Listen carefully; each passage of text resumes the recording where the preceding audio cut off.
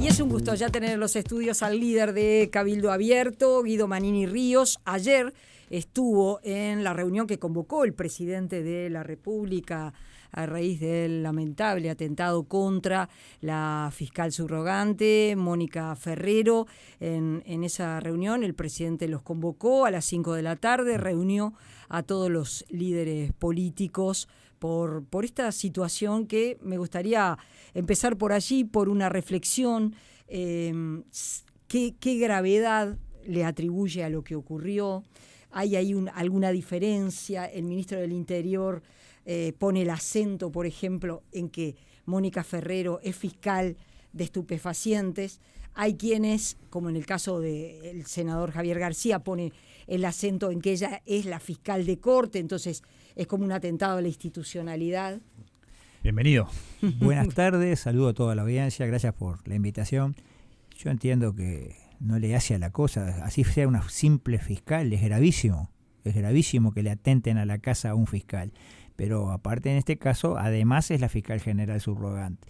Entendemos que es una situación grave, pero vamos a no irnos, porque ahora todo el mundo pone el foco en lo que pasó el domingo de madrugada en la casa de Mónica Ferrero. El sábado de noche, o sea, antes de eso, el Uruguay estaba en el horno, está en el horno desde el punto de vista de la seguridad pública. Estamos horrible lo que está pasando en el Uruguay, los asesinatos diarios, la falta de respeto a la más mínima norma de convivencia en el Uruguay. Acá no faltan leyes sobran, hay 1000 leyes que no se cumplen de ninguna forma porque no hay quien las haga cumplir. Bueno, el problema es muchísimo más grave que el puntual atentado a una fiscal o fiscal general, como le quieran poner la etiqueta, no cambia absolutamente nada. Entiendo yo que lo que tenemos que resolver es el problema de fondo y no limitarnos a un caso puntual. Por supuesto que es fundamental, y así se expresó todo el sistema político, de que se esclarezca este hecho y que los responsables terminen siendo llevados ante la justicia. Eso, sin lugar a dudas, es fundamental, porque podemos haber comenzado un camino ayer, o antes de ayer, un camino que nos va a llevar por un derrotero muy malo. Hace unos años aquí, un buen día, descubrimos que empezaba a haber sicariato en el Uruguay, que empezaron a aparecer los sicarios. Hoy parece que fuera moneda común. Bueno, si empezamos a ver presiones de esta naturaleza, mensajes mafiosos o intentos de amedrentación hacia magistrados, entiendo que vamos por un muy mal camino. Bueno, en ese sentido, ¿no? Esto que usted decía de las señales, por ejemplo, ayer el presidente de la República, Yamondu Orsi, incluso manejó algunos antecedentes de amenazas, ¿no? De situaciones similares, pero él decía que acá se había pasado un límite, ¿no? Con este atentado contra la fiscal Ferrero. ¿Usted comparte esa visión? ¿Cómo lo ve eso? Bueno, si lo tomamos literalmente, pareciera que si no se hubieran pasado ese límite estaría todo bien. No, indudablemente se llegó a algo que demuestra ese sentido de impunidad que tienen ciertas organizaciones. Atreverse a hacer un atentado de esta naturaleza en una casa que se sabe vigilada por la policía es realmente una audacia, digamos, propia del momento que estamos viviendo. El sentimiento de impunidad va ganando en todos los estratos. Entonces se animaron a hacer lo que antes no se animaban a hacer. En este país sería muy fácil asesinar a un alto funcionario, al presidente de la República, a un político, un periodista, un magistrado. Es muy fácil. Lo que ¿Tan así es eso? Yo pienso que sí, que vamos a entender, ¿no? Ni en Estados Unidos lo han podido evitar. Entiendo que aquí el tema es que se animen, que vean que tienen el campo libre para hacer lo que quieran, porque no va a haber consecuencias, porque no hay quien pueda reaccionar y quien pueda tomar las medidas que hay que tomar. Entiendo que esto que pasó el domingo marca la gravedad de la situación en la que estamos, pero no es más que eso, es un marcador de la gravedad, no es el inicio. El día antes ya estábamos muy mal, y estamos muy mal hoy, no porque hayan atentado contra la doctora Ferrero, estamos muy mal hoy porque todo el tema de la seguridad está desbarrancándose. Uh-huh. ¿Qué le ha parecido la actuación desde que comenzó el gobierno del ministro Carlos Negro? Bueno, indudablemente está afrontando una situación que va increciendo en cuanto a la virulencia del delito. Yo entiendo que cometió un error al decir públicamente, antes de asumir, que el narcotráfico ya había ganado esta batalla. Me parece que nunca lo pudo haber dicho eso. Y indudablemente las medidas que se están aplicando no están cambiando lo que se viene haciendo, lo que se implementó incluso en los primeros gobiernos del Frente Amplio, y por este camino, año a año, estamos peor. El otro día el asesor que tiene el Ministerio del Interior dejó bien claro que desde el 85 para acá, en todos los gobiernos aumentó el delito. O sea que es una constante. Y seguimos haciendo lo mismo. Si seguimos haciendo lo mismo, va a seguir aumentando. ¿Qué duda hay? ¿Qué duda hay? Que si seguimos con las cárceles en la situación que están, sin rehabilitar, y con la reincidencia en el entorno del 70%, cada vez va a haber más presos y el problema va a ser cada vez más grande. ¿Qué duda hay? Que si seguimos con la policía fuera de las comisarías de barrio, lejos de la gente, sin capacidad de obtener la información en el lugar y actuar de inmediato ante cualquier hecho, vamos a seguir sin dar la respuesta que la ciudadanía reclama. ¿Qué duda hay que cambiar de una vez por todas lo que estamos haciendo en materia de seguridad? Y siempre alertando y diciendo claramente para toda la gente, no hay recetas mágicas, no hay recetas mágicas. Acá no hay nada que se adopte hoy que mañana dé resultados. Pero sí tenemos que empezar a cambiar este camino. Por este camino vamos a estar cada vez peor. En ese sentido, el gobierno que presentó el presupuesto que hoy está en discusión en diputados pone una de sus prioridades, pone el foco en la seguridad. ¿Qué lectura tiene de lo que se plantea allí? Por ejemplo, de lo que plantea el gobierno. Bueno, porque estamos en la etapa de diagnóstico de ese plan nacional que lo va a presentar en el primer trimestre del año que viene. Sí. Realmente es demasiado tiempo para lo que se está viviendo hoy. En materia de seguridad hay muchos aspectos.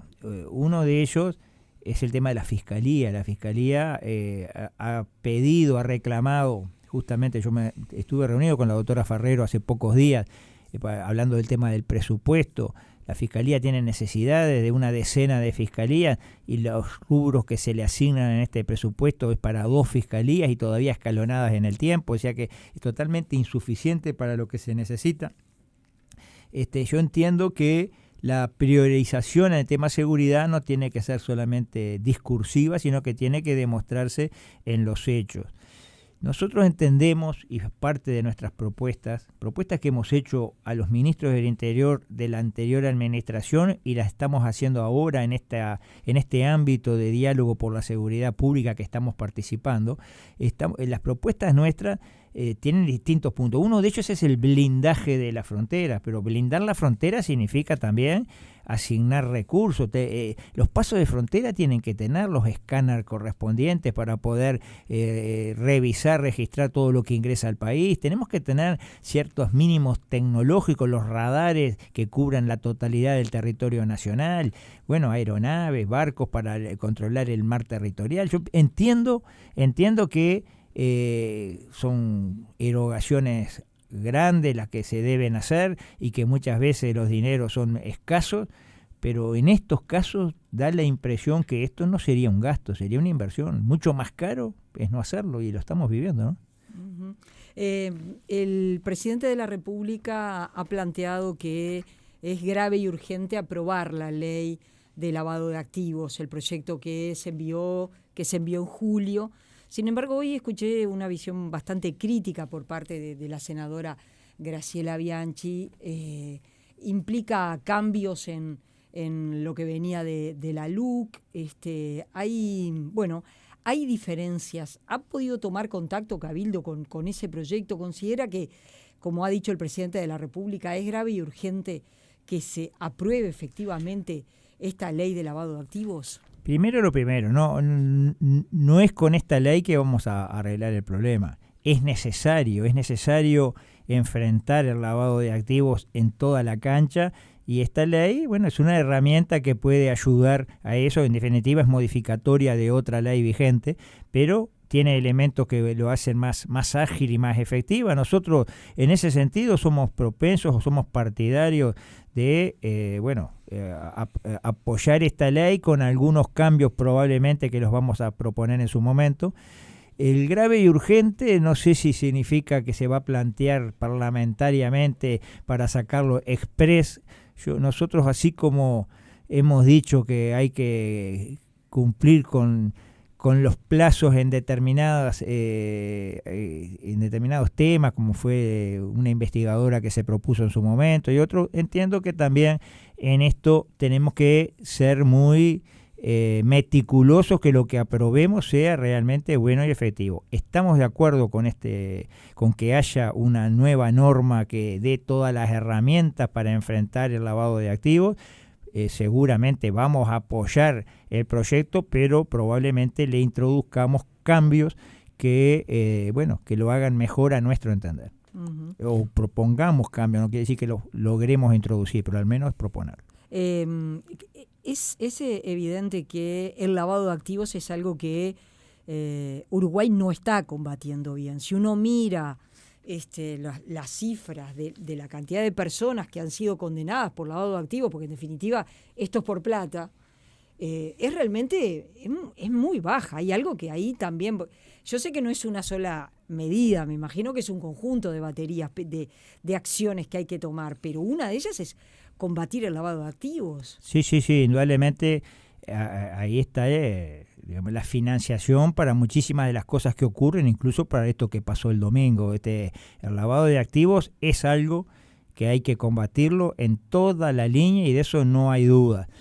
Ahora, ojo con pensar que una norma, una ley va a cambiar la realidad. La norma se cambia la realidad si hay disposición a aplicarla, si hay disposición a realmente emplear todos los recursos que da esa norma. Si las normas después no se cumplen, tenemos centenares de leyes que en este país son letra muerta. Está la ley, pero nadie la cumple y no hay quien la haga cumplir tampoco. Entonces me parece que no es solamente pasa por un tema normativo, sino que pasa por realmente querer entrarle. Tal vez con la normativa vigente se podría avanzar mucho más de lo que realmente se avanza. No solo querer, tener también recursos humanos se necesitan para hacer el seguimiento necesario. Cuando en una fiscalía que tiene que seguir o investigar algo, tiene aparte de ese caso 100 casos más, a cuál más complejo, se enlentece todo y se termina burlando el espíritu de la ley. Estamos conversando con el líder de Cabildo Abierto, Guido Manini Ríos. Hacemos una pequeña pausa y ya seguimos. Estamos conversando con el líder de Cabildo Abierto, Guido Manini Ríos. Y el tema del presupuesto, que era el tema central, que está en el debate del Parlamento, donde Cabildo Abierto ha planteado prioridades, ha dicho el gobierno no se va a quedar sin presupuesto, pero también le ha planteado al gobierno situaciones, por ejemplo, la de los endeudados, por ejemplo, la del límite para la forestación y también el salario de los estamentos de las Fuerzas Armadas más bajos. ¿Cómo es la expectativa de Cabildo de que el gobierno efectivamente pueda atender estos temas? Por ejemplo, ¿no? El tema de ¿qué significa limitar la forestación? Significa insistir con lo que fue nuestra propuesta del año 20, que fue ley y terminó siendo vetado. Nosotros entendemos que tapar de eucaliptus las mejores tierras del país, que es un proceso que se está viviendo, no le hace bien al país. Entendemos que donde hubo durante generaciones y generaciones 2 cosechas anuales o tambos o determinadas actividades que generaban una dinámica económica y también social, no puede ser reemplazado por bosques de eucaliptus fríos donde la soledad es lo que impera. Yo los invito a que agarren un auto y recorran, la ruta 90 entre Paysandú y Guichón, o la ruta 24 en Río Negro, y vean a ambos lados de la carretera esos inmensos montes, y vean cada 3-4 kilómetros una casa que se nota que en su época fue preciosa casa y que ahora se está transformando en una tapera con un gran candado a la entrada. Esa es la realidad que se está imponiendo. Entonces nosotros decimos, en el país hay 4 millones de hectáreas que son de prioridad forestal, que son básicamente suelos no agrícolas, lomos de cerros, de cuchillas, campos arenosos, etcétera, etcétera. Bueno, que se plante ahí todo lo que se quiera, pero no que se planta en los campos que son aptos para cosas mucho más convenientes para el país. ¿Qué fue lo que se nos respondió en su momento y por qué se vetó esa ley? No, hay que respetar la libertad del propietario, la propiedad, la sacrosanta propiedad privada. Si el propietario quiere ahí hacer un campo forestal, tiene su derecho. Ese fue el argumento básico que se utilizó en este caso. Nosotros decimos que no es así. El propietario tiene que actuar en función del bien común, tiene derechos hasta que colide con el bien común. Si yo compro un terreno en determinado barrio y se me antoja hacer un edificio de 10 pisos, tal vez venga la intendencia y me diga, no, usted no puede, acá más de 2 pisos no puede, o más de 3. ¿Y está contra el derecho de propiedad? No, está respetando el bien del barrio o de la comunidad. Bueno, acá es lo mismo. Si al país le sirve sacar 2 cosechas de alimento por año más que sacar celulosa, si uno puede apostar a que en el futuro el mundo va a precisar más alimento que celulosa, ¿cómo vamos a permitir que esos campos se transformen en bosques de eucaliptos que después son de difícil reversión? Por más que después aparezcan algunos calculistas diciendo acá se puede con tal máquina revertir la situación, bueno, la realidad marca que los campos que se asignan a forestación difícilmente vuelvan a la producción de alimentos. Lo hemos hablado con ustedes más de una ocasión, ¿no? Incluso antes de que empezara el gobierno, después, cuando el gobierno llevaba unos meses, sobre el rol de Cabildo Abierto, ¿no? En este periodo, con sus 2 diputados. Usted ha dicho más de una ocasión, ¿no? Que no tenía como mucho sentido que la coalición republicana se mantuviera desde la oposición. En este tiempo también hubo críticas de algunos legisladores blancos y colorados por el accionar precisamente de estos 2 diputados de Cabildo Abierto. ¿Cómo está analizando hoy usted el mapa político, el rol de Cabildo, esas críticas, el desempeño del gobierno? ¿Qué lectura tiene? Lo primero que tenemos que entender es que Cabildo es un partido diferente, un partido distinto, tiene su impronta, tiene sus características, sus convicciones, su visión de los problemas, como este que acabo de mencionar de la forestación. No lo comparten los demás integrantes de lo que fue la coalición republicana. Al contrario, están totalmente en contra de lo que proponemos nosotros. Y podemos hablar de otros temas, políticas de drogas, endeudamiento de la gente, usura en el Uruguay. Podemos hablar de tantos temas que tenemos diferencias abismales con los demás partidos. Entonces, lo primero es entender que se trata de un partido diferente. Yo no entiendo ese malestar que le ocasiona a legisladores de determinados partidos el accionar de los diputados de Cabildo Abierto. Y que se preocupen de sus internas y que respeten la voluntad de otros partidos. Si Cabildo entiende que es bueno apoyar tal o cual proyecto, lo va a seguir haciendo.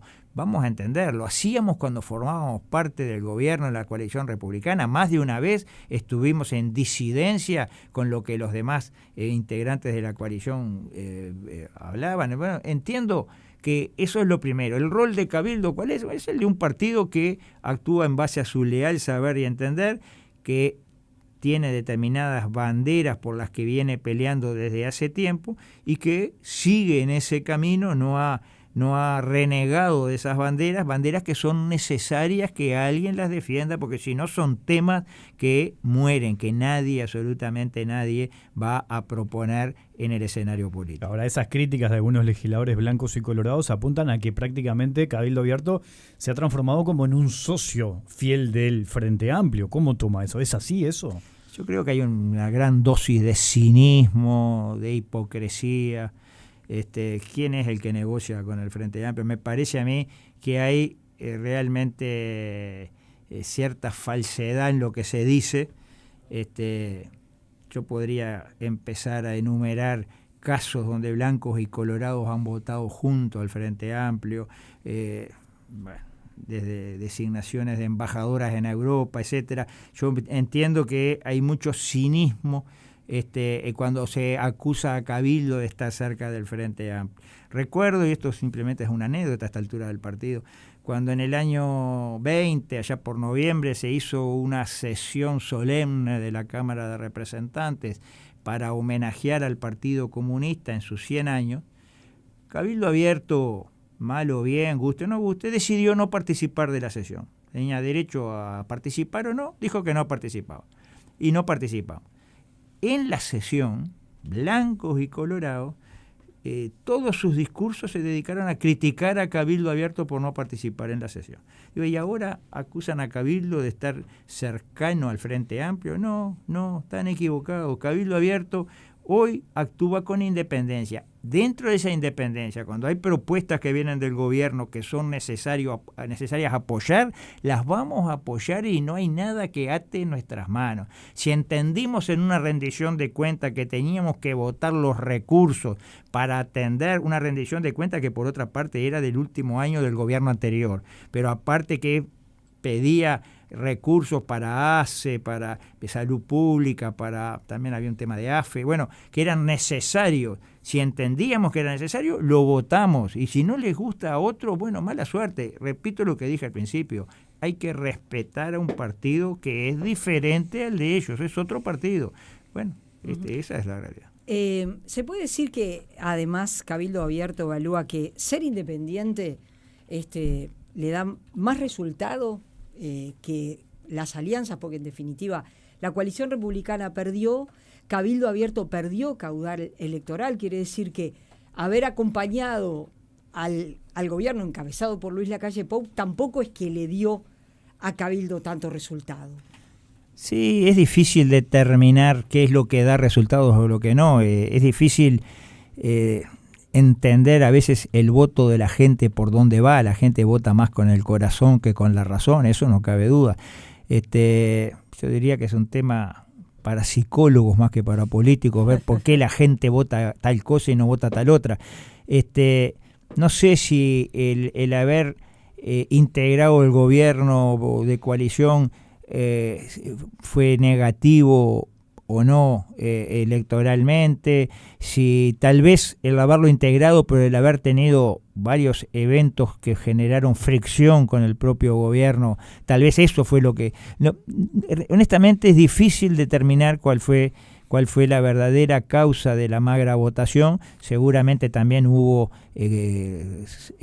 razones internas dentro del propio Cabildo, algún tipo de división interna que no se supo zanjar adecuadamente. Hubo mil factores, pero es probable sí que el estar atado a un gobierno haga que se siga la misma suerte del gobierno, ¿no? Recién le preguntábamos sobre el rol de Cabildo. ¿Y cuál es su rol hoy en día?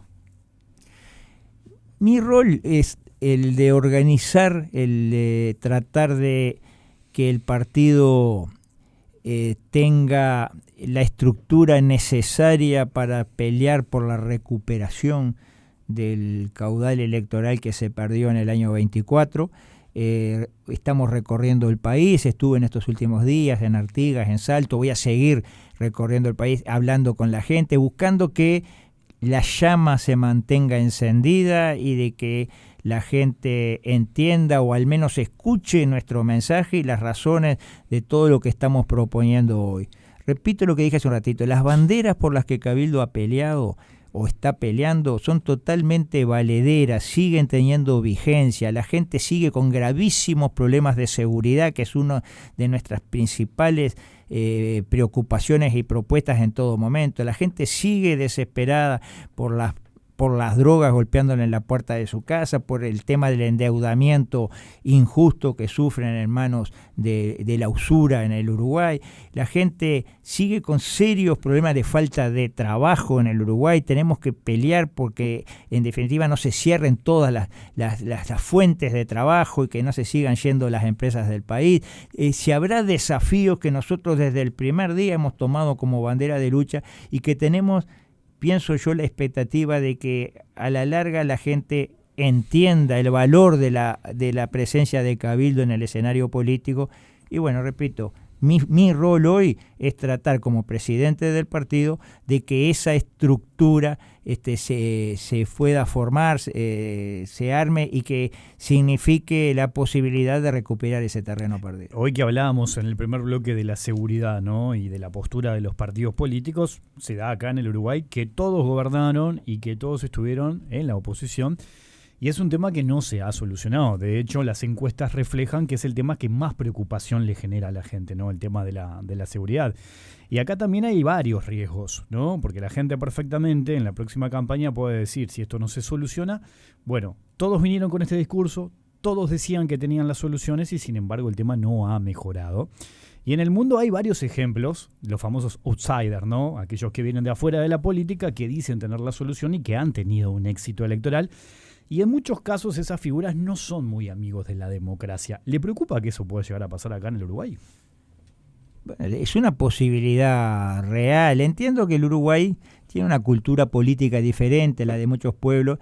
Primero que nada, cualquier propuesta de esas mesiánicas tiene que ser creíble. Y la gente realmente en el Uruguay, yo digo que por suerte, no se deja llevar por cualquier verso, digamos, ¿no? En honor a la verdad, nosotros integramos el gobierno anterior y teníamos propuestas de seguridad, yo diría que importantes, que se las hemos presentado a los distintos ministros del Interior en un documento, mano propia, yo se las entregué a los distintos ministros, y hoy estamos bregando porque esas propuestas se apliquen de una vez por todas en este diálogo por la seguridad pública al que fuimos convocados. En el gobierno anterior, si bien lo integramos en materia de seguridad, Cabildo Abierto fue olímpicamente ignorado. Eso hay que al menos decirlo. Me podrán decir, no, igual tiene responsabilidad porque estaba en el gobierno, sí, pero en materia de seguridad, yo una vez lo dije para ser gráfico, ni al portero del Ministerio del Interior permitieron que fuera de Cabildo, ¿no? Esa es la realidad. El por qué y eso es otro tema. Entonces, nosotros creemos que nuestra propuesta, que es una docena de puntos que lo hemos hecho por escrito y estamos hoy bregando, sigue siendo valedera y es necesario. Hay que cambiar la pisada de lo que se viene haciendo desde hace muchísimo tiempo, porque claramente haciendo más de lo mismo, los resultados son los mismos. Y año a año estamos peor en materia de seguridad pública.